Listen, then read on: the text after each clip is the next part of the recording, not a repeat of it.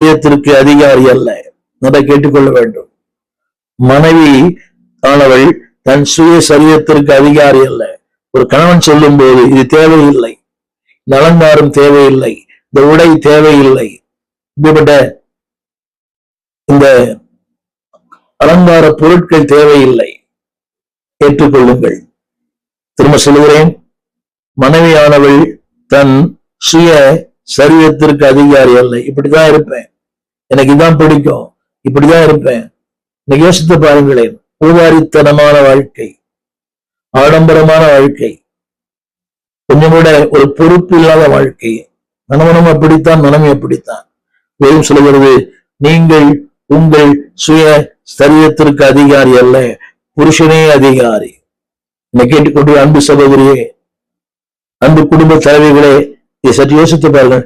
இதை நீங்கள் வாழ்க்கையில் அபியாசிப்பீர்கள், இந்த வாழ்க்கையில குழப்பம் இல்லை, கண்ணீர் இல்லை, கலக்கம் இல்லை, வாழ்க்கையில வெறுப்பு இல்லை.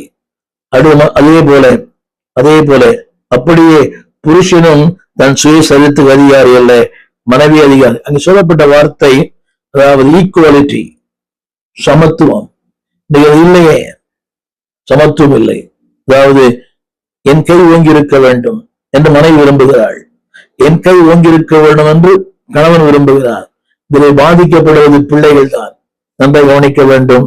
அங்கே சொல்லப்பட்ட வார்த்தை, இந்த முதல் குறிப்பு ஃபண்டமெண்டல். குடும்பத்துக்கு அடிப்படை தேவை அன்பு. அந்த அன்பு எப்படி இருக்க வேண்டும் என்று ஆண்டவர் விரும்புகிறார். திரையிலே பாருங்கள், 1 கொரிந்தியர் 13:4 பலமுறை படித்த வசனம். அது முதல் குறிப்பு என்னவென்றால், அன்பு இருக்குமா குடும்பத்தில நீடிய சாந்தம் இருக்கும். கவனிக்க வேண்டும். ஆங்கிலத்தில் பயன்படுத்தப்பட்ட வார்த்தை சஃபரிங் லாங்.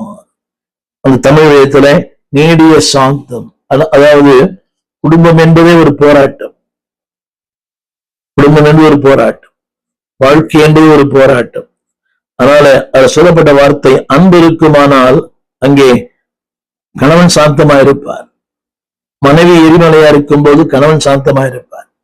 கணவன் எரிமலையா இருக்கும் போது மனைவி சாந்தமா இருக்கும். இதுதான் தேவனுடைய பிரமாணம். ஆங்கிலத்தில் பயன்படுத்தப்பட்ட வார்த்தை சஃபரிங், லாங் சஃபரிங். தமிழ் வேதத்துல நீடிய சாந்தம், ஆங்கிலத்துல லாங் சஃபரிங். பாடுகள் உண்டு, போராட்டங்கள் உண்டு. கவனிங்கள். முதல் தேதி போல 30ஆம் தேதி இருப்பதில்லை. இப்படி வேடிக்கையா சொல்லுவார்கள். First week is golden week, second week silver week, third week copper week, fourth week pauper week. இதுதான் இன்றைய குடும்பத்தின் நிலைமை. ஆனால் அந்த லாங் சஃபரிங்